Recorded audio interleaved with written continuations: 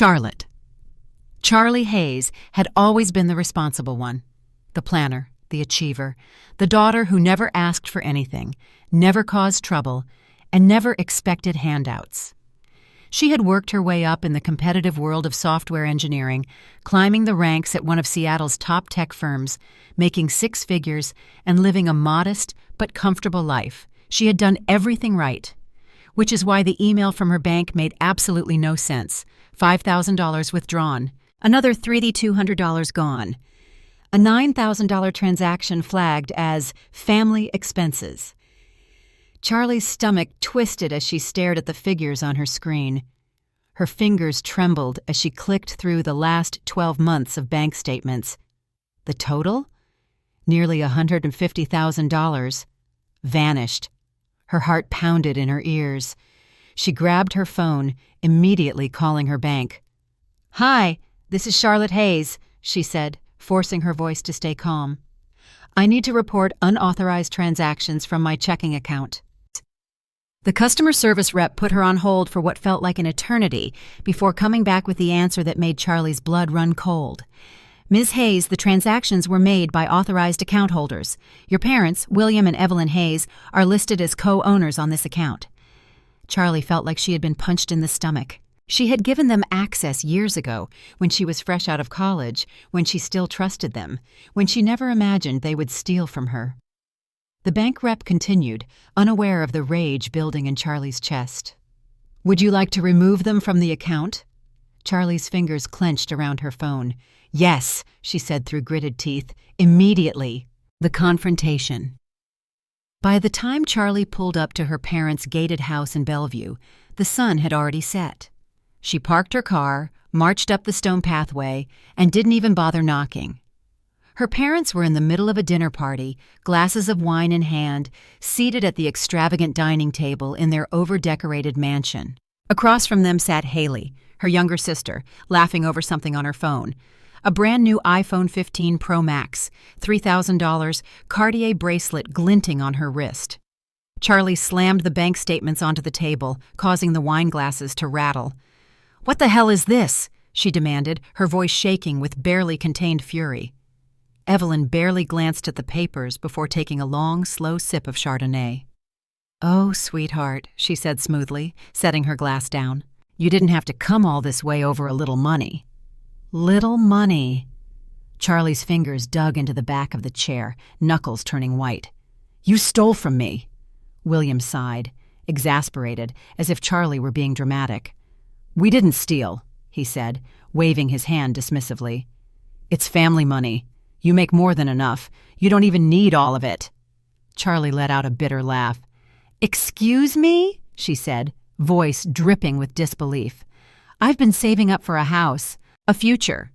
Meanwhile, Haley's been, buying designer crap, partying in L.A., driving a brand new Range Rover?" At that, Haley rolled her eyes, tossing her platinum blonde hair over her shoulder. "Oh my God, Charlie," she drawled, lazily inspecting her freshly manicured nails. "Relax. It's not like you were going broke or anything. I needed a little help. What's the big deal?" Charlie's jaw clenched so hard it hurt. She turned back to her parents. "How long?" she demanded. "How long have you been using my money?" William sighed again, as if she were an annoyance rather than a daughter whose hard-earned savings had been siphoned away. "Over a year, give or take," he admitted. Charlie's breath caught. Over. A year. She had worked 60-hour weeks at her job. She had cut back on vacations, skipped expensive dinners, lived modestly, while they had been living like royalty, using her salary as their personal piggy bank, and they weren't even sorry. Evelyn placed her wine glass down gently, looking at Charlie as if she were a child throwing a tantrum. "Darling," she said in that patronizing tone that had driven Charlie insane for years. "Family helps family. That's how it works. We assumed you'd understand." Charlie let out a hollow laugh.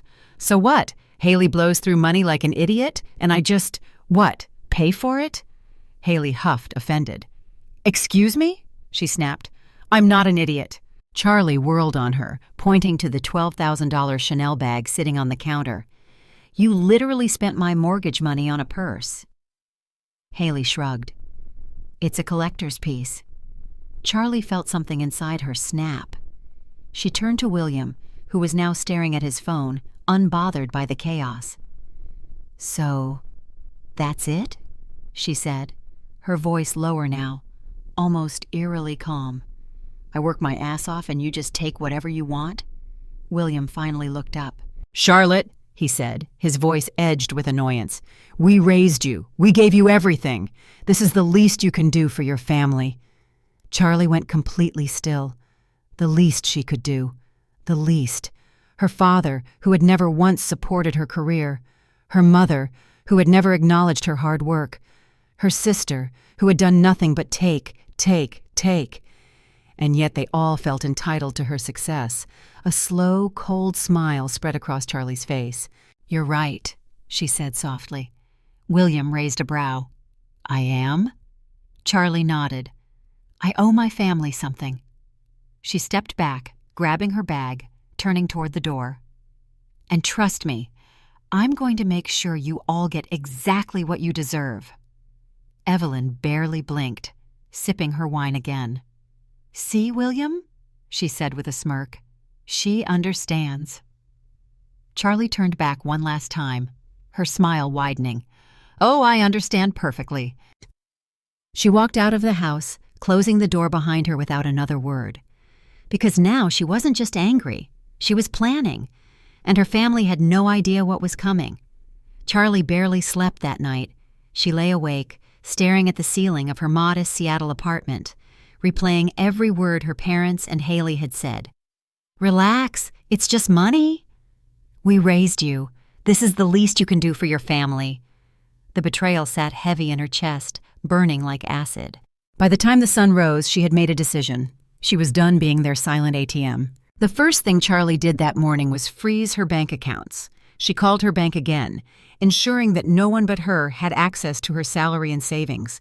She canceled all linked cards, changed passwords, and set fraud alerts on all her financial accounts. But she needed to know the full extent of the damage.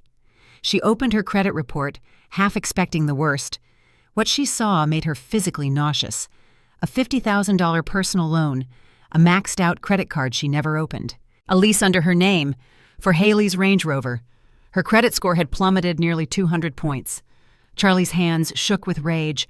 Her parents hadn't just taken her money, they had taken her name, her identity, and used it to keep Haley floating in luxury. For a moment, she could barely breathe. Then she grabbed her phone and dialed Zoe. Zoe's voice was groggy when she picked up. "Charlie? It's 7 a.m. Are you dying?" Charlie let out a bitter laugh. "Not yet, but my credit score is." That woke Zoe up. "Wait, what? What happened?" Charlie told her everything.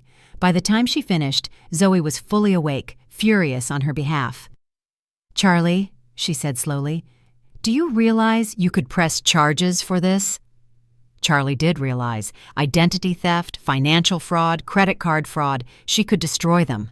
But she didn't just want them behind bars. She wanted them to suffer first. She wanted them to watch everything crumble around them, just like she had watched them drain her hard-earned money. Zoe sighed. "I know that look in your voice. You're not going to take legal action, are you?" Charlie smirked. "Not yet." Zoe groaned. "Oh, God, what are you going to do?" Charlie leaned back against the kitchen counter, eyes cold. "I'm going to let them burn." Haley's luxury life. Charlie spent the next few days digging through Haley's social media. Instagram, TikTok, Twitter. It was all there. A highlight reel of stolen wealth. Weekend in LA, had luxury life, had VIP, first-class flight, penthouse suite, champagne in hand. New ride. Thanks to my amazing parents for supporting me. Hash blessed. The damn Range Rover, sitting in their driveway, bought in Charlie's name. Starting my own fashion brand soon. Stay tuned. Charlie almost laughed. Stay tuned for what? Fraud? Haley had been parading around Seattle like a celebrity, throwing money at everything except an actual career. Charlie felt sick. She had spent years budgeting, grinding at work, saying no to vacations. Meanwhile, Haley had been wasting her money on overpriced nonsense. But that wasn't the worst part. The worst part was what Charlie found next. The family's financial ruin. It took one call to Zoe's contact at a private investigation firm to get what she needed. Her parents weren't just spending her money, they were drowning in debt. Charlie sat in stunned silence as Zoe read off the findings over the phone. Your dad hasn't had steady income in years. He's been borrowing against the house, maxing out personal credit, and using Haley's influencer dream as an excuse to throw money around. Charlie's nails dug into her palm. So they've been stealing from me to keep up appearances. Pretty much. Zoe hesitated. There's more. Charlie's stomach dropped. What? They're 3 months behind on their mortgage. The house is about to go into foreclosure. For the first time in her life, Charlie laughed at their misfortune. Her parents had spent their entire lives obsessed with status. And now, they were on the verge of losing everything, and they had no idea yet. The first move. Charlie sat in front of her laptop, staring at her open financials. For years, she had been responsible with money. She had never taken risks. She had always played safe. And what had that gotten her? A stolen fortune, a ruined credit score, a family that saw her as nothing but a wallet. No, she was done playing the responsible daughter. It was time to play them instead. Charlie transferred all her liquid assets into an offshore trust. Then she froze her remaining accounts and closed all joint financials. Within minutes, her parents and Haley would no longer have access to a single cent. Her phone buzzed immediately. Mom, then Dad, then Haley. Charlie let the calls ring. She didn't owe them a damn thing. The trap. Charlie needed to set them up, and she knew exactly how. She left bait. She made it look like she had just received a massive inheritance, $500,000, freshly deposited into a separate account. Haley and Evelyn took the bait immediately. Within 2 days, she received a new alert, $50,000 borrowed from her fake inheritance account. Charlie smirked. It was all documented now, the proof she needed to take them down. Haley's next move. Haley, completely unaware that she had walked into a trap, announced her new business venture. Introducing Haley Luxe, my very own high-end fashion line, first collection dropping soon. Charlie burst out laughing. She knew exactly how this was going to end. Haley had zero business sense, zero work ethic, and the money she was using? Charlie had full legal proof that it was stolen. This was going to be fun. The final thought. Charlie stared at her phone, scrolling through Haley's delusional social media posts.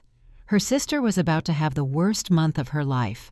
Her parents were about to realize they were completely broke. And Charlie? She was going to sit back and watch them burn. Charlie had spent her entire life playing by the rules. She had worked hard, made sacrifices, built a career from nothing, and trusted that doing the right thing would protect her. But now? Now she understood the truth. Rules were for people who expected fairness, and her family had never played fair, so neither would she. The first move. Erasing their access. The moment Haley borrowed $50,000 from Charlie's fake inheritance account, the trap was officially set. Charlie forwarded all the financial records to her attorney, ensuring that every fraudulent withdrawal was legally documented. Then she made her next move. She blocked her parents and Haley from every financial account still in her name. No more credit cards. No more backdoor access. No more stolen money. She shut them out completely. It didn't take long for them to notice. The chaos begins. First, it was Evelyn. Charlie was in a meeting at work when the first text messages flooded her phone. Mom, sweetheart, there's a problem with the bank. Call me ASAP. Mom, Charlotte, this is serious. Your father and I are trying to use the account and it's not working. Mom, you need to call me back now. Charlie didn't respond. Then came Haley. Haley, WTF. Charlie? Haley, my card just got declined at Gucci. Haley, fix this. Charlie smirked. She let them panic. That evening, she got a call from William. She let it ring. Then another call, and another. She let them all go to voicemail. Finally, a text came through. Dad, come to the house. We need to talk. Charlie stared at the message. She thought about how just a week ago they had looked her in the eye and told her she owed them. Now they were desperate, and she was going to enjoy this. Confrontation 2.0. The house of cards collapses. Charlie arrived at her parents' house later that night, just in time to see Haley storming around the living room, shrieking into her phone. "I don't care what the bank says," she yelled. "I have a business to run. They can't just freeze my account." Charlie watched with amusement as Haley turned and saw her. Haley dropped her phone onto the couch and marched toward her, face red with fury. "You did this," Haley spat. Charlie shrugged. "Did what?" Haley threw her hands up. "My money is gone. My cards are frozen. I have a launch party in 2 weeks and you're ruining everything." Charlie tilted her head. "You mean the launch party you planned with stolen money?" she said calmly. Haley's nostrils flared. "You're so dramatic, Charlie. It's not like I stole from you. You weren't using it." Charlie laughed, actually laughed. "Right," she said, crossing her arms. "Because I just love working 60-hour weeks so you can spend my money on designer bags and overpriced champagne." Evelyn sighed from the couch, rubbing her temples. "Enough, both of you." She turned to Charlie. "You need to fix this." Charlie raised a brow. "Fix what?" William stepped forward, his voice tight with forced patience. "Charlie," he said slowly, "your mother and we need you to unlock the accounts." Charlie blinked. Then she smiled. "Oh," she said. "You mean the accounts you were draining without my permission? Those accounts?" William's jaw clenched. "Charlotte, this is not the time to be petty." Charlie tilted her head. "Petty?" she echoed. "Huh. Funny. I thought stealing my money and wrecking my credit score was petty, but what do I know?" Her father's face reddened with frustration. "Charlotte." His voice was sharper now. "The bank said you removed our access. You need to undo that." Charlie didn't even blink. "No!" Evelyn let out a shocked breath. "Excuse me?" Charlie smiled wider. "I said no!" Haley gasped like Charlie had just slapped her. "You can't do that! We're family!" Charlie's eyes darkened. "You stopped being my family the moment you decided my hard work was yours to take." Silence. Then Evelyn tried again, voice syrupy sweet. "Darling, we just need a little time to sort everything out. Just give us access again for a few months." Charlie cut her off. "You mean, give you more time to bleed me dry?" Evelyn stiffened. William stepped forward, lowering his voice. "Charlotte, we're in a difficult position. The house—" Charlie's smirk grew cold. "Oh, you mean the mortgage you haven't paid?" William's mouth snapped shut. Charlie tilted her head. "That's right, Dad. I know. You're 3 months behind. And soon, you won't have a house at all." Haley's face drained of color. "What?" she whispered. Charlie turned to her sister, savoring the moment. "You thought the money was endless, didn't you?" she said. "You thought you could spend forever. You thought Dad would fix everything. But guess what?" She leaned in slightly, lowering her voice. "You're broke." Haley staggered back, hands trembling. "No," she whispered. "No. That's not possible." Charlie grinned. "Oh, it's very possible." She turned back to her father, who looked pale. "You were never rich, Dad. You were just pretending." William swallowed, the full weight of reality crashing down on him. Charlie watched them all crumble. It felt good, but she wasn't done yet. Haley's doomed business. 1 week later, Charlie received an invitation from Haley Luxe. Her sister's luxury fashion brand was launching. Charlie laughed. It was time to finish this. She made some calls. Haley's business, built on fraud. Every vendor, every investor, all using stolen money. And Charlie had the receipts to prove it. The launch party was about to be a disaster. And Charlie? She was going to watch it burn. Charlie arrived at the venue 30 minutes early, just in time to see the final touches being put on Haley Luxe's grand launch event. The place was obnoxiously extravagant, glittering chandeliers, white roses lining every table, a red carpet rolled out for influencers, investors, and press.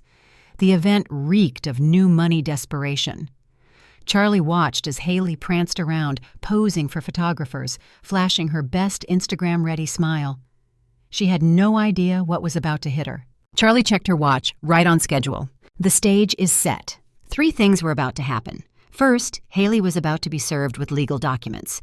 Charlie had sent a full dossier of Haley's fraudulent financial records to a private investigator who was waiting for the perfect moment to deliver a lawsuit for unauthorized transactions and identity theft. Second, every investor in the room was about to learn the truth. Charlie had personally invited key figures from Seattle's business world, and she had sent them detailed financial statements exposing Haley's fake empire. Third, the press was about to tear Haley apart. Charlie had leaked every piece of dirt she had to local media outlets. By morning, every headline would read, "Seattle socialite Haley Hayes caught in financial fraud scandal. Influencer scams, her own sister, lawsuit incoming." Charlie smiled to herself. She had given Haley the perfect audience for her downfall. Now, she just had to sit back and watch the fireworks. The moment of truth. Haley took the stage at exactly 8 p.m., microphone in hand, eyes sparkling with delusional excitement. "Thank you all for being here tonight," she chirped, hair bouncing under the stage lights. "This is a dream come true, and I can't wait to share my vision with you." The audience applauded politely. "Charlie?" She crossed her arms and waited. The investigator approached the stage, walking right up to Haley. Haley, oblivious, kept talking. "My brand is all about—" She stopped, frowning, as the investigator handed her a thick envelope. Haley blinked, confused. "What's this?" The investigator spoke loud enough for the entire room to hear. "Haley Hayes, you've been officially served for financial fraud and unauthorized transactions." Silence. Then murmurs. Confused whispers spread through the crowd. Haley laughed nervously. "This has to be a mistake," she said, trying to brush it off. "Charlie?" She finally stepped forward. "Actually," Charlie said, voice clear and cold, "it's not a mistake at all." All eyes turned to her. Haley froze. Charlie held up a printed bank statement. "Would you like to explain why $50,000 was taken from my account to fund this circus?" Gasps rippled through the room. The investors started checking their phones. One man, a major investor Haley had been schmoozing all night, looked absolutely furious. "Wait," he muttered, scrolling through his email. This says she took out business loans under false pretenses." More whispers, more confused glances. Haley's face went pale. No, this is all wrong." Charlie cut her off. "Oh? So the money trail leading straight from my bank account to yours is just a coincidence?" Haley's lip trembled. The investor Haley had been hoping to lock in stepped forward, looking disgusted. "I was about to sign a partnership with you," he said, shaking his head. "But now, I wouldn't touch this scam with a 10-foot pole." Panic flashed across Haley's face. "No, wait!" Then the press cameras started flashing. Reporters were already typing, sending live tweets. Haley looked at her parents, expecting them to step in. But William and Evelyn were still frozen in shock.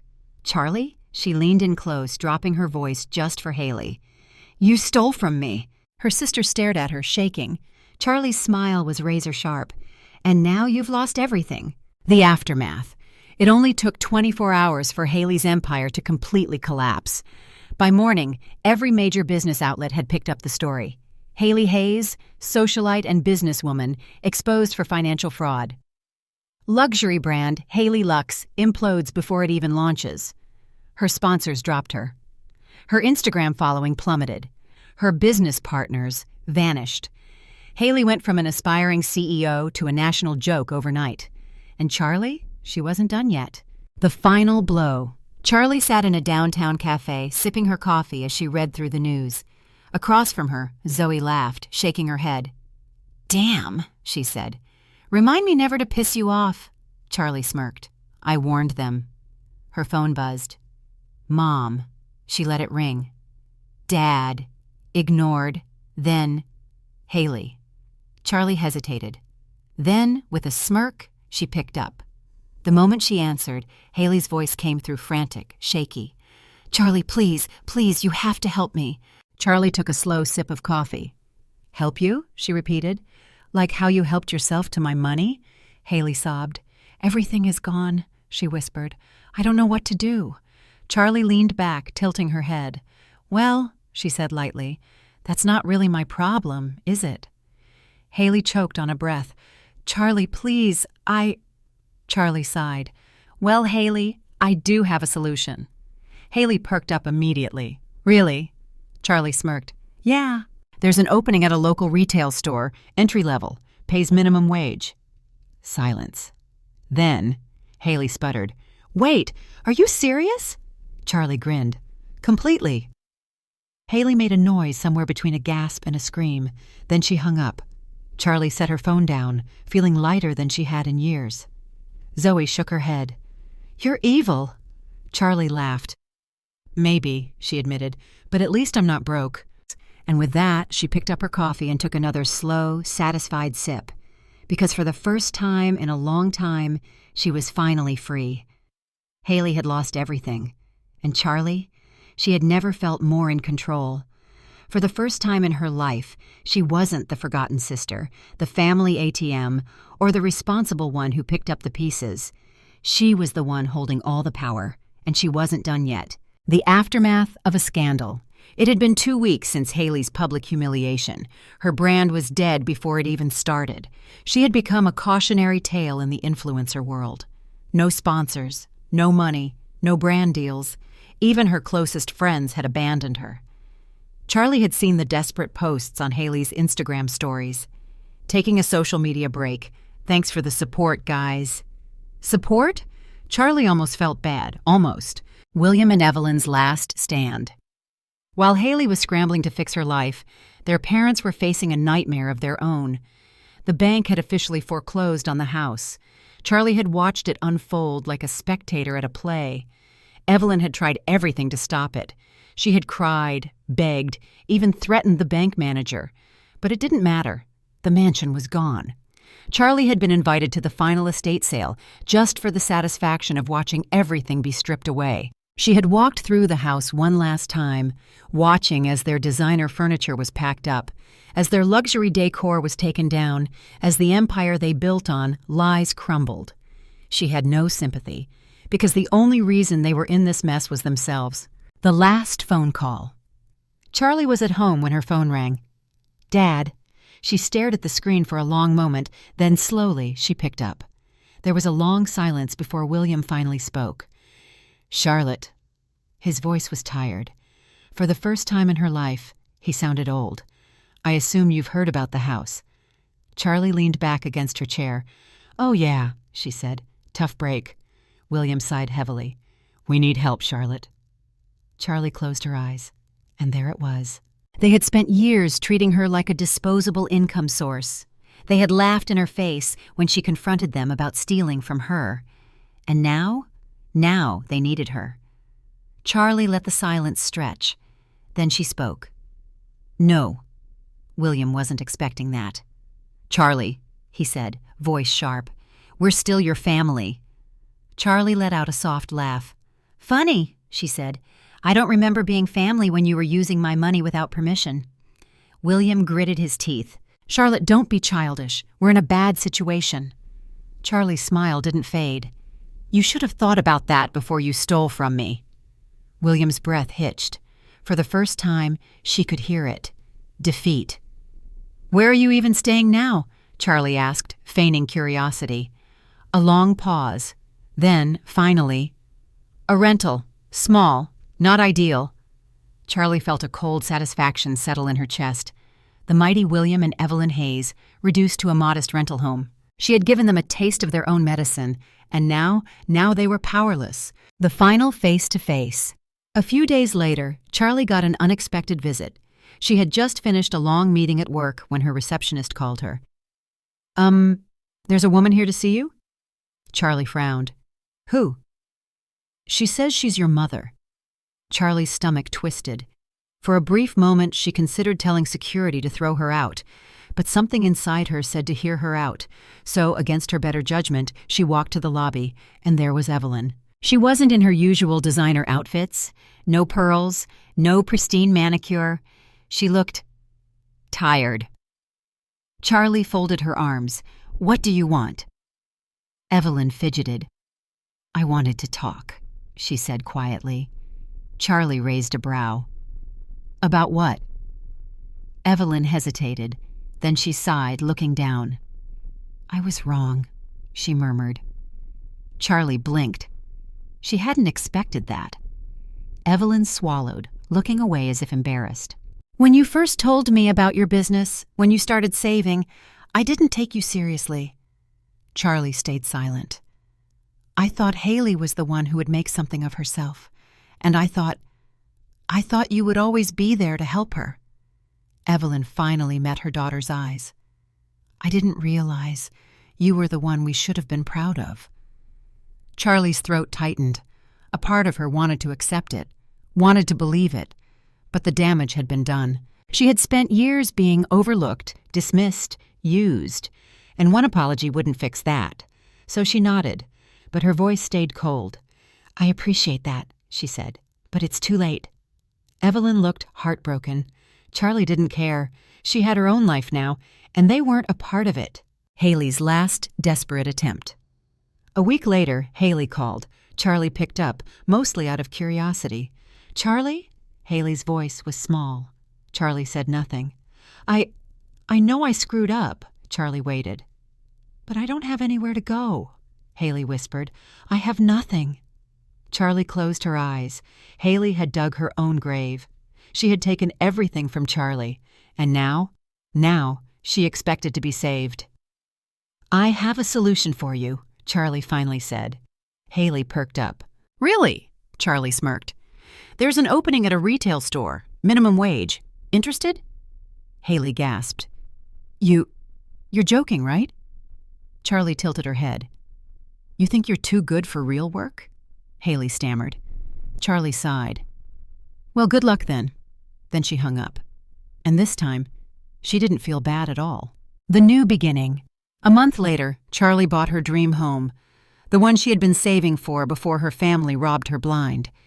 She stood on the balcony, looking out at the city. Her phone buzzed. Haley, ignored. Mom, ignored. Dad, ignored. For the first time in years, she was truly free. She took a slow sip of wine, smiling to herself. Then she whispered, just to herself, "You stole from me, but in the end, I took everything from you." Final line. Sometimes the best revenge isn't destroying someone, it's proving they never had power over you to begin with.